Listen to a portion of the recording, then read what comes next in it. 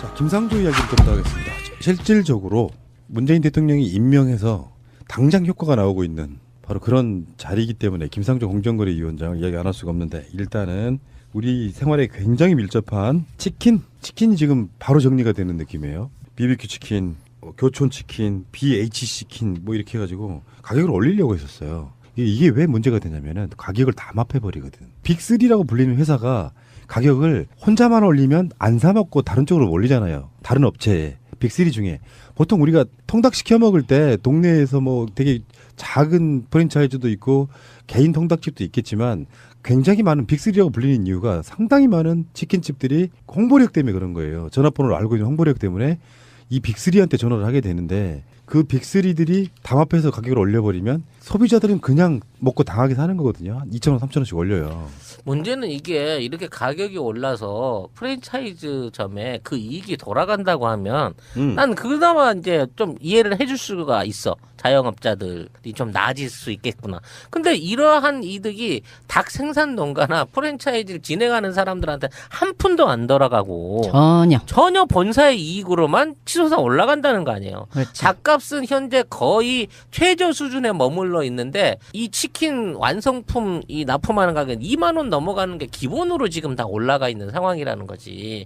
그 안에 어마어마한 폭리를 취하고 있다는 거야. 닭 농가들이나 프랜차이즈 점주들은 죽어나고 있는데, 이런 부분에 대한 제대로 된 수사, 이걸로 해갖고 이제 스스로 닭값을 내렸으니까 끝났다가 아니라 그동안 해왔던 거에 대한 어떤 잘못된 관행이라든지 손실이라든지 뭐 이런 것들까지도 낱낱이 다시 되짚어서 정리할 수 있는 기회를 만들어야 된다는 거지. 지금 김상조 위원장이 중점을 두고 있는 게 심지어 언론사까지 포함해가지고 가맹점, 대리점 이 문제, 일단 일상생활에서 눈에 띄게 체감적으로 다가오는 개혁이잖아요. 빅3 아까 말한 그 닭집들을 그 배후에 또 누가 있냐면은 그 닭집들을 다 호령하고 있는 회사가 또 하림이에요. 생닭 파는.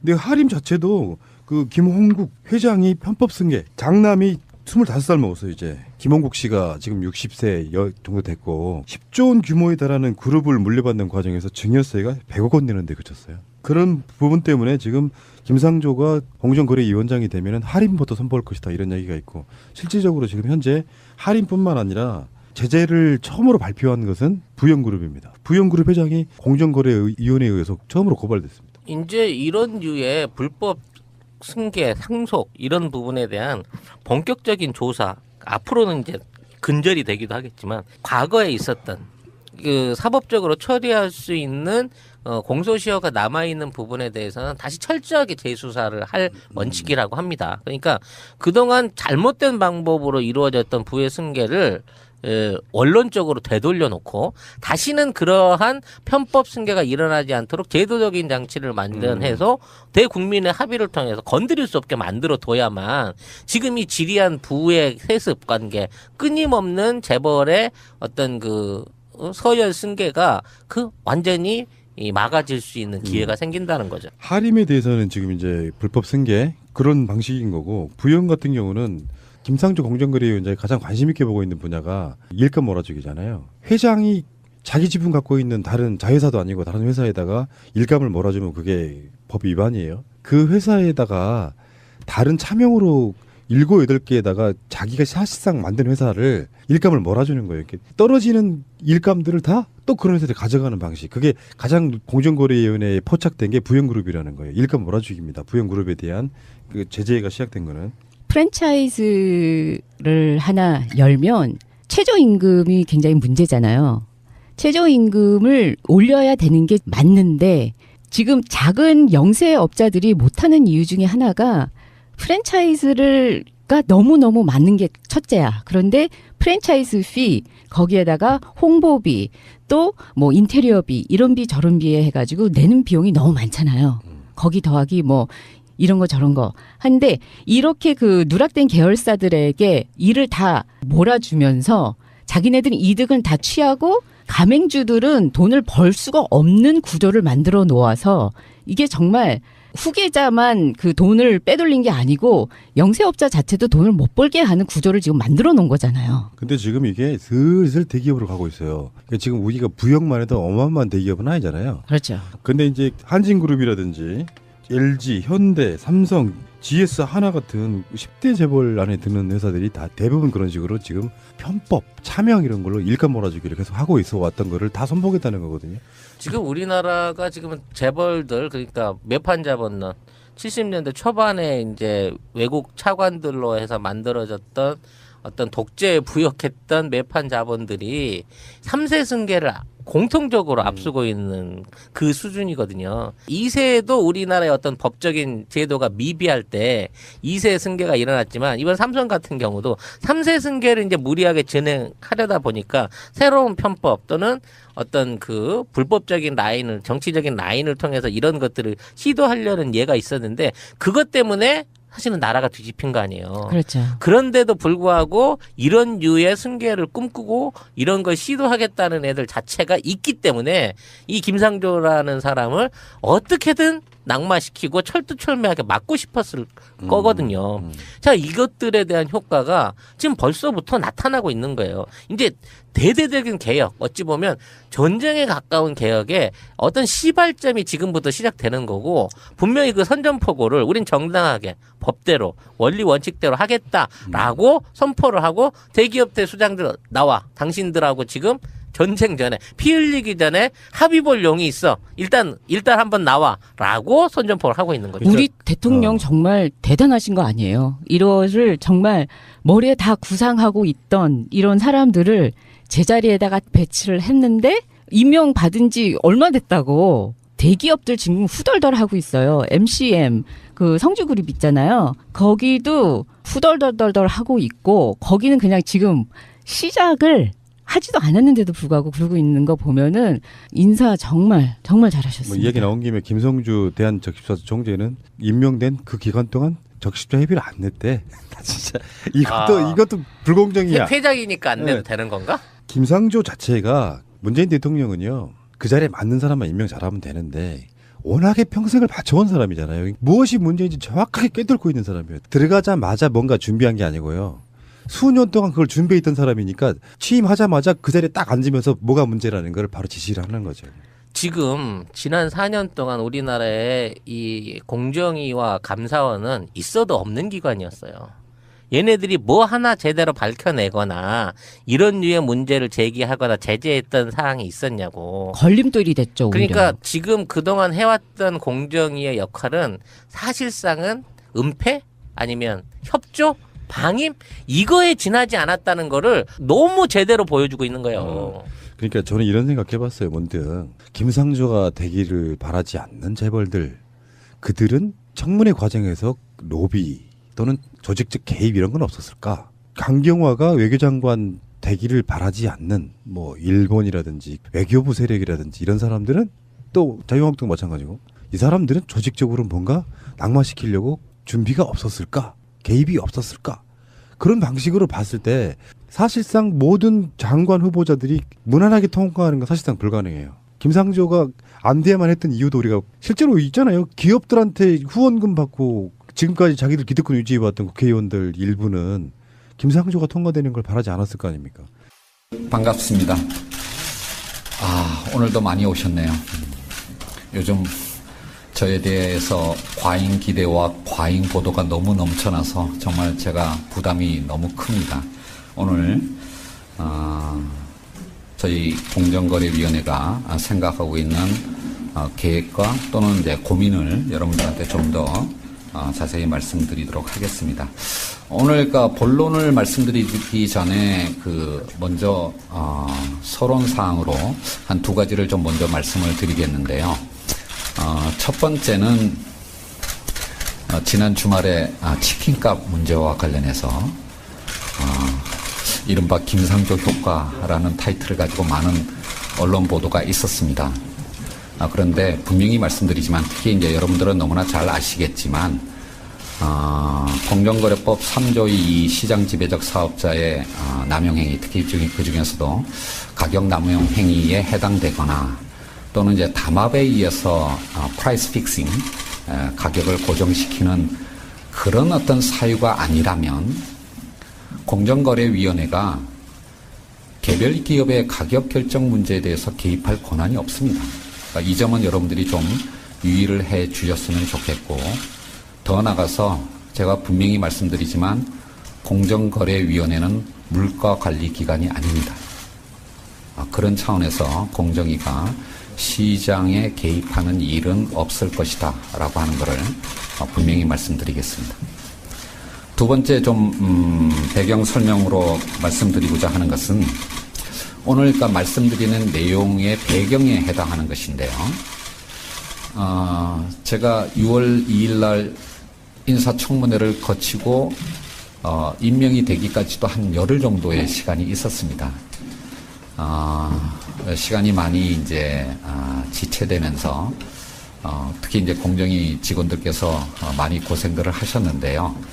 저 개인적으로는 그 열흘 정도 동안 제가 공정거래위원장으로 임명이 된다면, 일할 기회가 주어진다면 무엇을 어떻게 할 것인가를 정리하는 시간이 되었습니다. 뭐 그런 의미에서 저에게는 오히려 차분하게 좀 생각을 할 수 있는 시간이 되었는데요.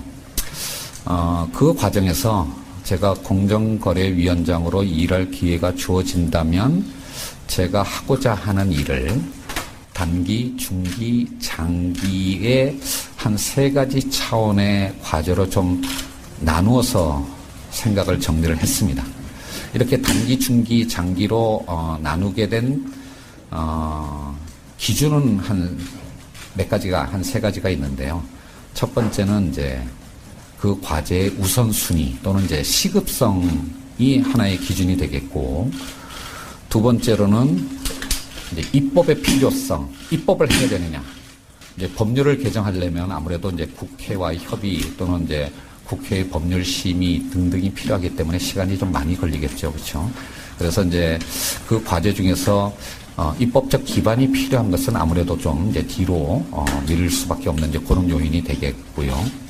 세 번째로는 그 과제라고 하더라도 우리 사회에서 논의가 과연 얼마만큼 성숙이 되었는가, 즉 공감대가 얼마나 확보되었는가라고 하는 차원의 또 고민이 좀 있었습니다.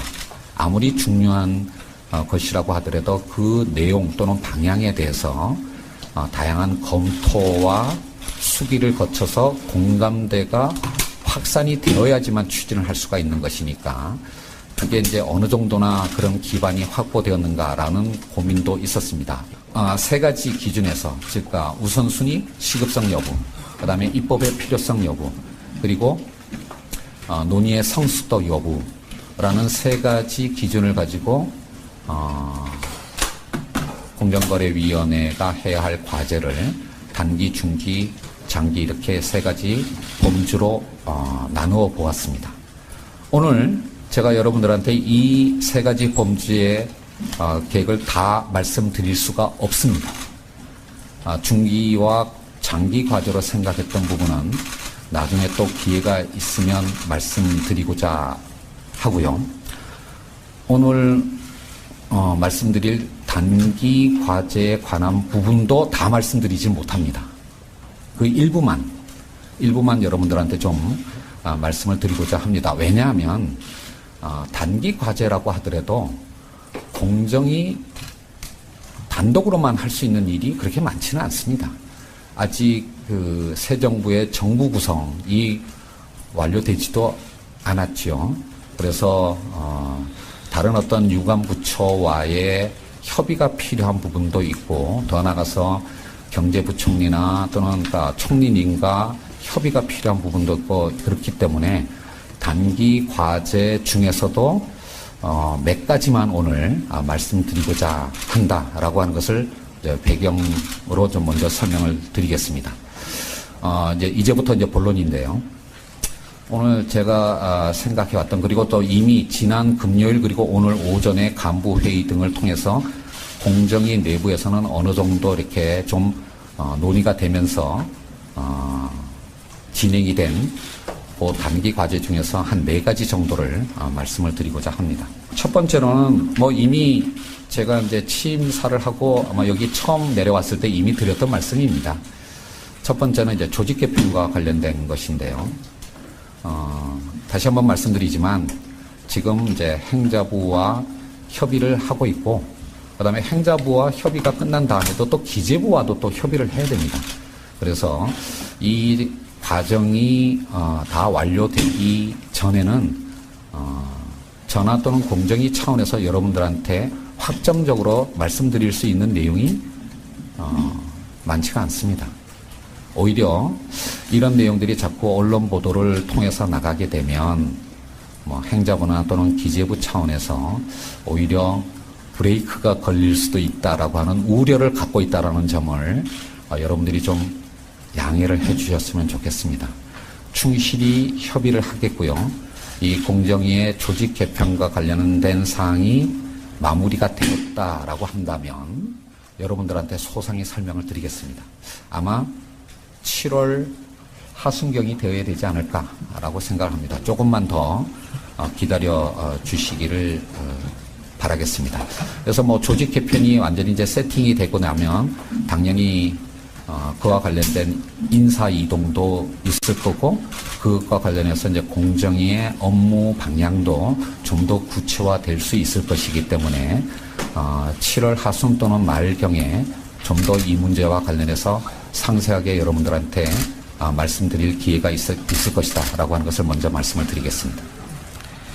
두 번째로는 뭐 단기 과제이니까 당연히 법률 개정을 전제하지 않고 현행법 차원에서 집행할 수 있는 과제들을 먼저 생각을 해보고 있습니다. 그래서 뭐 이미 다 아시겠지만 지난 3월 달부터 대규모 기업 집단의 내부 거래 실태에 관해서 점검을 하고 있고요. 그거에 대해서 지금 분석 중에 있습니다. 그래서 그 분석 결과를 가지고 중요한 문제가 있다, 심각한 문제가 있다라고 판단되는 사안에 대해서는 집중조사, 직권조사를 할 계획이고요. 근데 여기에 대해서는 뭐 좀 이따 다시 말씀드릴 10대 그룹, 4대 그룹에 집중하겠다라고 해서 뭐 이 실태 점검 결과 중에서 10대 그룹, 4대 그룹 사안만 특별히 따로 보겠다, 뭐 그런 취지는 절대 아닙니다. 실태 조사를 통해서 확인된 어떤 문제점이 있다면 기업 규모에 관계없이 저희들이 조사를 하고 또 필요하다면 여러 가지 조치들을 취할 계획을 갖고 있습니다. 그리고 더 나아가서 대규모 기업 집단의 내부 거래, 즉 이제 이른바 일감 몰아주기가 되겠죠. 그거에 대한 어떤 이제 분석과 조치 이외에도 하도급 가맹 유통 대리점